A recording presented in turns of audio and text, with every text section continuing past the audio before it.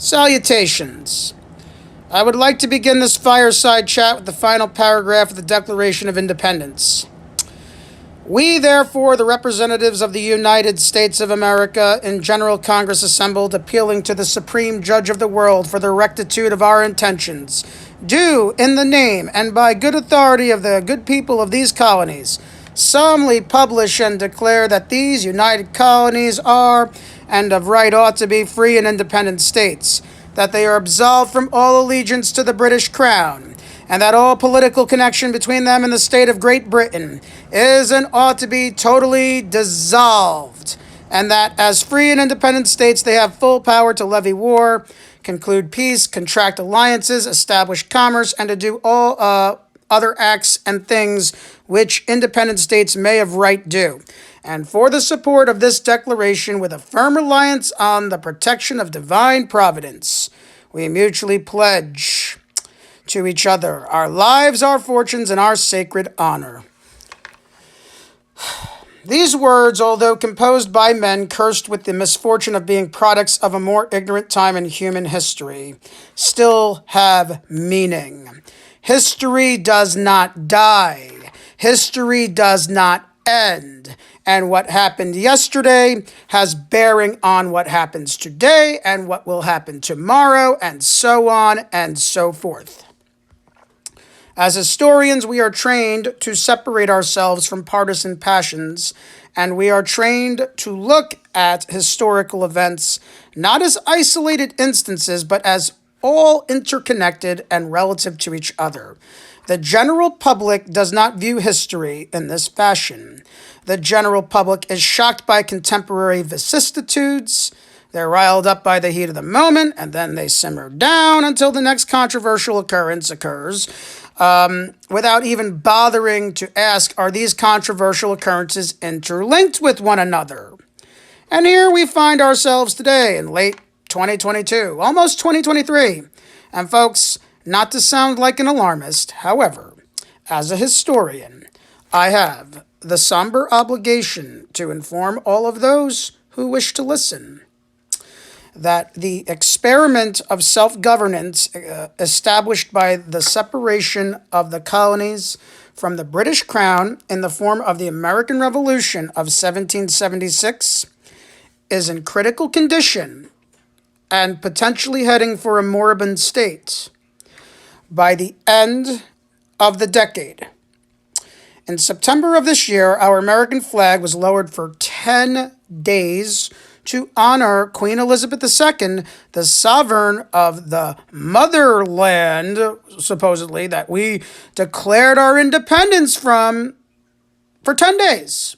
We lowered our flag in honor of her.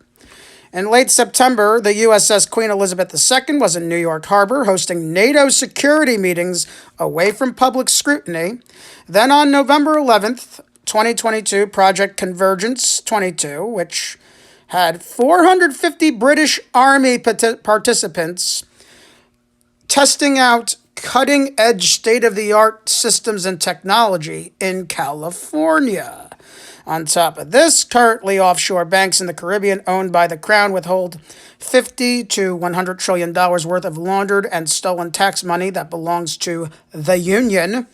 There are also rumors that Meghan Markle, the wife of Prince Harry, the son of King Charles III, is mulling for a run at Dianne Feinstein's Senate seat in 2024, because in all likelihood she ain't gonna make it to 2024, and with a potential run for the president of the USA in 2028. Yeah, we could potentially have a British prince by marriage of convenience embedded within our executive branch of our government, which is supposed to be, politically independent from the crown, right? What would the founders of the United States, including the father of the American Revolution, who was way far ahead of his time, Thomas Paine, be thinking of this right now? In all likelihood, their thoughts would not be all that positive, and they would probably be furious, to say the least, And they would wonder why are the people in the Union that they founded in 1776, why are they not paying closer attention to these developments? Our citizenry is not paying attention because our citizenry is hyperpolarized, distracted by sensationalism, pursuits of avarice, lust, and self-aggrandizement, and a divided citizenry with no sense of history, no greater purpose, and which has let its guard down is a weak citizenry and ripe for being conquered, and at a moment where they least expect such. At present, half of our citizenry is divided into two camps. On the left, you have postmodernists who believe in the complete dissolution of the United States of America, its tradition of historical progress, national identity to be handed over to the dictatorship of 1% owned multinational corporations affiliated with the World Economic Forum who intend on establishing a global unipolar order, which they call democracy, or otherwise anarchy, mob rule, On the right, you have ultra-traditionalists who believe in replacing the USA with a new experiment of a white Christian theocracy, also rejecting our tradition of historical progress, erasing our national identity to replace it with that of a Christian confederacy, and to be ran autocratically by Christian evangelicals. On the left, they blame Russia, Russia, Russia, and believe that exporting Reaganism, which they call democracy, is going to solve the world's problems. The left has forgotten that the system of Reaganism, alternatively called neoliberalism, is supposed to be the ideological antithesis of the left. And instead, they opt to attack the people on the right who are starting to unknowingly turn against Reaganism, but who think it's communism. On the right, they blame China, China, China. You know what? Also on the right, they think Joe Biden is a fucking communist when he's not. That drives me absolutely nuts. When these stupid people on the right call Joe Biden and Kamala Harris communists, like they don't know what the hell they're talking about. And it also drives me nuts that nobody's bothering to correct them other than me. Which is why they think, they're turning on communism, or they think they're turning on communism, which is actually Reaganism. Start correcting these people. And they're undermining the USA, but have no problem with globalism being imposed on China when it comes to the question of Taiwan. At the present time, the anti-war current ironically rests within the so-called right. But this could flip on the switch if a 9/11 type event were to occur and were to, say, be blamed on the People's Republic of China. I don't know why the left has no sense of anti-war urgency, because we would have been like that back in, the early 2000s. Seriously. The 1% Anglo-American bourgeois are attempting to drag the United States into World War III as a means to keep the genocidal and exploitive economic system called neoliberalism, which I term as Emperor Reagan, from cannibalizing itself.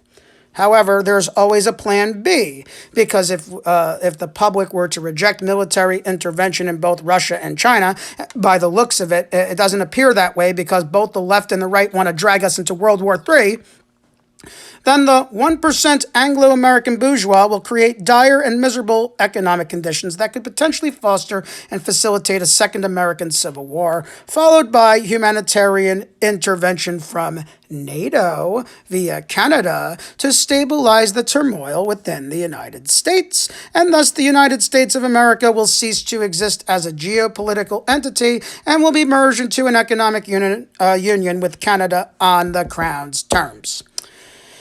However, there's still a remote chance that we can emerge from this existential crisis we presently face in this modern period of antebellum we find ourselves in. While a quarter of our population is warring with the other quarter of our population in between these hyper-polarized ideologies is the middle, where the vast majority of our citizenry, as it is at present, they utterly reject both ultra-postmodern democracy and ultra-traditionalist autocracy, but who are alienated by both political ideologies, as the radical liberals call the center far right, and the far-right traditionalists call the center the far left, and thus we find ourselves in dire need for a third political ideology, opposed to both the far social left and the far social right. And what do you know?